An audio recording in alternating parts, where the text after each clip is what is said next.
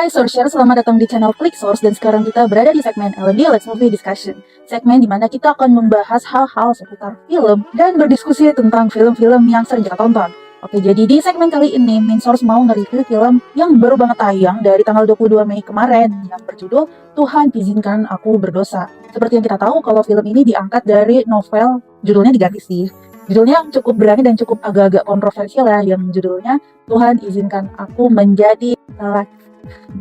Tapi memang untuk di versi filmnya sendiri judulnya sengaja diganti biar nggak terlalu kontroversial banget. By the way, ngomong-ngomong soal novel nih, Winsor sendiri kan belum pernah baca novelnya, jadi langsung nonton ke filmnya. Mungkin kalau misalnya kalian yang dari dulu udah pernah nih baca novelnya terus baru ke filmnya, mungkin karena ada sedikit perbedaan atau mungkin nggak yang seperti di novel, bisa jadi ada kekecewaan ya. Tapi kalau menurut Winsor pribadi, sebenarnya mungkin ya perbedaan antara novel sama yang di film itu pastinya nggak terlalu beda jauh, karena buktinya juga di film ini pesannya itu sangat dapat banget, maknanya sangat dapat banget, dan Winsor cukup acungi jempol buat Mas Hanung Bramantyo yang udah berhasil bikin film drama sebagus ini. Mas Hanung Bramantyo ini kan emang fokus filmnya atau keunggulan filmnya adalah yang di genre-genre drama ya. Kalau misalnya genre-genre horor itu kayaknya agak kurang. Apalagi waktu Winsor nonton Trinil nih, itu kecewa banget jujur nontonnya. Tapi kalau misalnya nonton film-film drama karya Mas Hanung, malah ini sangat-sangat bagus dan sangat-sangat keren banget. Apalagi untuk film kali ini ya. Setelah Winsor nonton dengan durasi sekitar hampir 2 jam, ini memang adalah salah satu film yang cukup-cukup berani mengangkat unsur agama dan juga mengangkat unsur tentang ketuhanan. Tapi sepanjang Winsor nonton film ini, sebenarnya ini adalah sebuah kisah yang cukup kasihan. Apalagi ini kan katanya diangkat dari kisah nyata, cuma di versi novelnya namanya semuanya diganti. Bahkan ketika kita pertama kali masuk ke dalam bioskop nih, itu udah ada peringatan kalau hal-hal yang terdapat di film ini kemungkinan bersifat sensitif dan mungkin akan sedikit mengganggu penonton.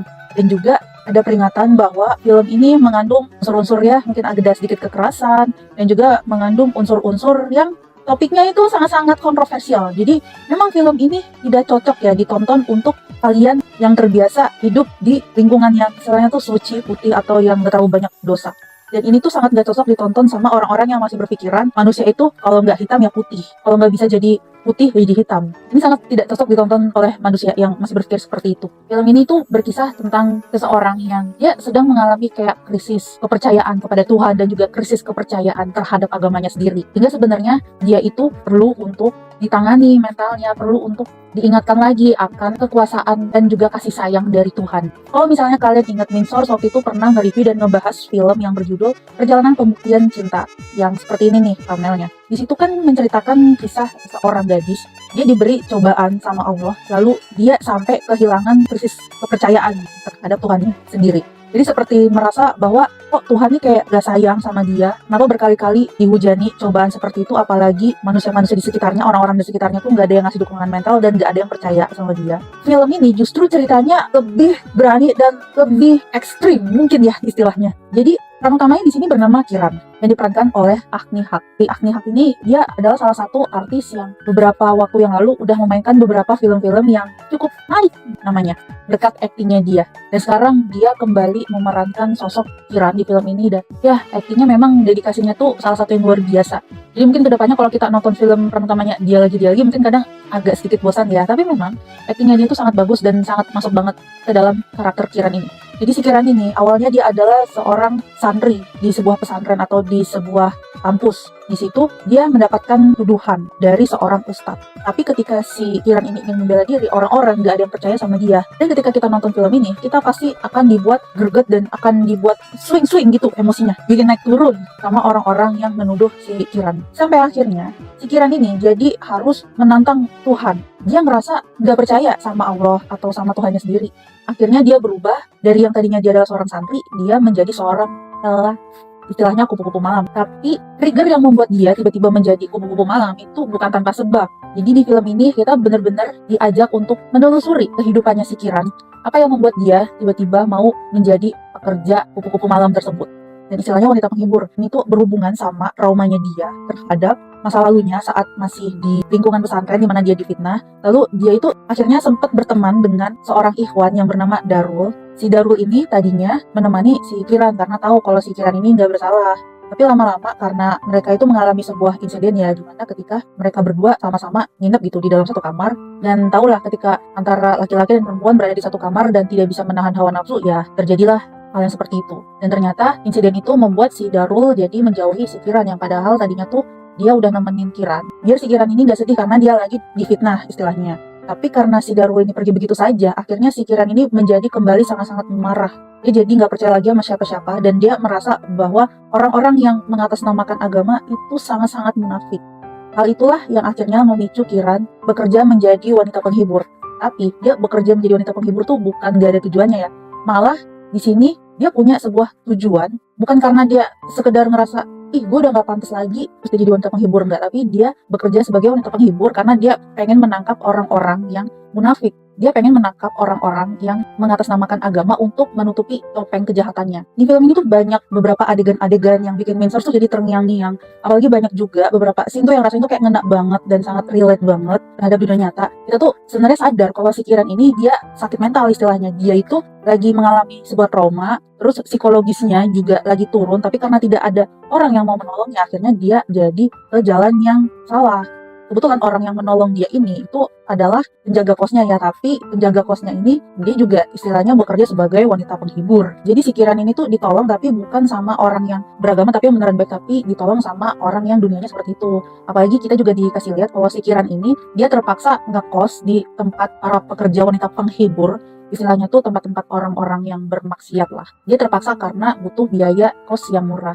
Tapi nih, yang membuat si Kiran jadi terjerumus seperti itu, justru malah bukan orang-orang di sekitarnya yang mempengaruhi dia. Itu adalah keputusannya si Kiran sendiri, yang diakibatkan dari traumanya dia dan juga krisis kepercayaannya dia. Nah, kalau misalnya kita nonton film ini tapi pemikiran kita nggak bijak, secara tidak langsung kita nanti bakal mikir, oh ternyata kalau orang yang berkedok agama tuh semuanya jahat ya, semuanya jelek ya. Ternyata kalau orang yang istilahnya ada di dunia-dunia malam itu ternyata nggak semuanya jahat loh. nah kalau misalnya kita nggak bijak, pasti kita gampang aja kebawa sama pemikiran yang seperti itu. Setelah Minsource nonton dari awal sampai akhir yang lumayan bikin deg-degan, Minsource nih bersyukur juga karena akhirannya si peran utamanya ini dia bisa kembali ke jalan yang benar. Nah ini tuh sama kayak cerita perjalanan pembuktian cinta yang waktu itu Minsource ulas di segmen Let's Movie Discussion ya, yang ini. Itu kan ceritanya kalau si peran utamanya dia mendapatkan sebuah cobaan tapi nanti lambat laun ternyata dia bisa kembali ke jalan yang benar. Tadinya Minsource tuh kayak berpikir apa jangan-jangan endingnya si Kiran ini bakalan meninggal ya. Tapi ternyata enggak. Padahal kalau di film ini karakter Kiran ini jauh lebih berani dan jauh lebih menantang Tuhan, jauh lebih nantangin Allah. Apalagi ketika di adegan dia pergi ke gunung berteriak, dia bilang kalau dia bakal melumuri semua tubuhnya dengan dosa. Tapi ternyata nih setelah kita nonton alurnya sampai akhir, kita tuh jadi kayak meyakini ketika kita ada di posisinya si Kiran, kita jadi kayak ngerasain kalau Allah itu maha tahu segalanya. Allah itu sangat tahu apa yang kita inginkan, karena si Kiran ini dia menjadi wanita penghibur. Alasan utamanya dia mau ngebuktiin kalau orang-orang yang berkedok agama itu munafik. Nah itu adalah alasan utamanya si Kiran. Jadinya ketika Minsource ngikutin ceritanya, pas di akhir-akhirnya orang-orang yang ngefitnah Kiran itu mendapatkan ganjarannya dengan cara yang tidak terduga sama sekali. Mereka mendapatkan istilahnya karmanya. Misalnya kita di posisi Kiran, kita tuh jadi kayak bisa ngerasain, wah berarti Allah ini sayang banget sama hambanya. Kita lihat karakter Kiran yang udah sampai berani nantangin Tuhan. Ketika dia mau mati aja dia masih nantangin Tuhan. Dia ketika disiksa sama orang hampir dibunuh, hampir sekarat, terus sampai bilang, Tuhan aku gak bakal mati, pokoknya hidup dan mati di tangan aku sendiri. Dia kan sampai nantangin gitu ya.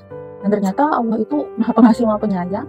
Orang-orang yang dulu mengkhianati dia, memfitnah dia, mendapatkan ganjarannya. Dan si Kiran ini mendapatkan pertolongan ketika dia lagi sekarat ketemu sama bapaknya.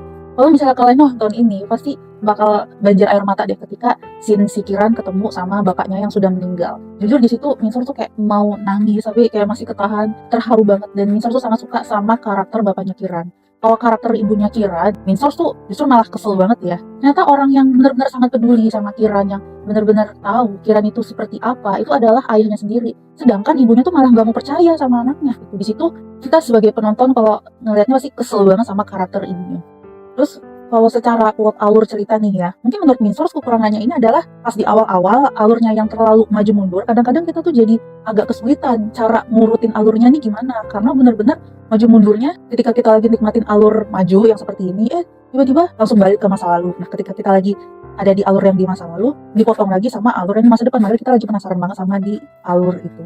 Mungkin sebenarnya kekurangannya itu aja. Kalau dari segi visual atau dari segi teknik pengambilan gambar, kalau dari dan lain-lain sih Minsource tuh nggak ada masalah. Malah justru menurut Minsource ini sangat bagus. Lalu untuk acting para pemainnya, si Agni Hak ini sangat patut diacungi jempol. Dia benar-benar sangat masuk ke karakter si Kiran. Kalau karakter-karakter yang lainnya ya, karena nggak memiliki sebuah peran penting yang sangat kuat seperti karakter utamanya, jadi kalau menurut Minsource mereka bagus tapi ya biasa aja. Di sini peran utamanya si Agni Hak yang memerankan Kiran tuh dia benar-benar membuat ceritanya sangat-sangat hidup dan membawa kita para penonton naik turun emosinya, dibikin swing ke sini-sini. Menurut Minsource ya, film ini benar-benar sangat recommended ditonton. Tapi yang nonton itu harus orang-orang yang bisa punya pikiran terbuka sama pikiran yang bijak ya. Kalau misalnya pemikirannya masih kayak kalau nggak bener salah, kalau nggak salah bener. Nah, orang-orang yang berpikir seperti ini itu nggak akan masuk deh nonton film ini. Pasti bakal nganggap ini nggak bener lah, nganggap kontroversial. Tapi kalau misalnya orang yang nonton dengan pikiran yang lebih terbuka dan bisa ngerasain bahwa sebenarnya manusia itu nggak bisa disuruh memilih antara hitam dan putih. Manusia itu kadang hitam kadang putih. Manusia itu justru adalah hamba yang sangat-sangat berdosa. Makanya manusia itu butuh pertolongan Allah agar tidak terjerumus ke dalam dosa. Allah itu sebetulnya nggak butuh manusia itu untuk menjadi sosok yang suci, sosok yang bersih, nggak butuh. Yang Allah butuh adalah manusia itu bisa memasrahkan dirinya dan menggantungkan harapannya hanya kepada Allah Subhanahu wa Ta'ala. Itu sebenarnya. Oke, untuk keseluruhan film ini, Minsource mau kasih rating 8,5/10. Gimana menurut kalian yang udah nonton? Kalau kalian punya pendapat yang berbeda, coba komen aja di bawah ya. Jangan lupa subscribe channel ClickSource untuk mendapatkan konten-konten kami yang lainnya. Follow juga sosial media kami supaya nggak ketinggalan update konten-konten fresh dan juga berita-berita setiap harinya. See you!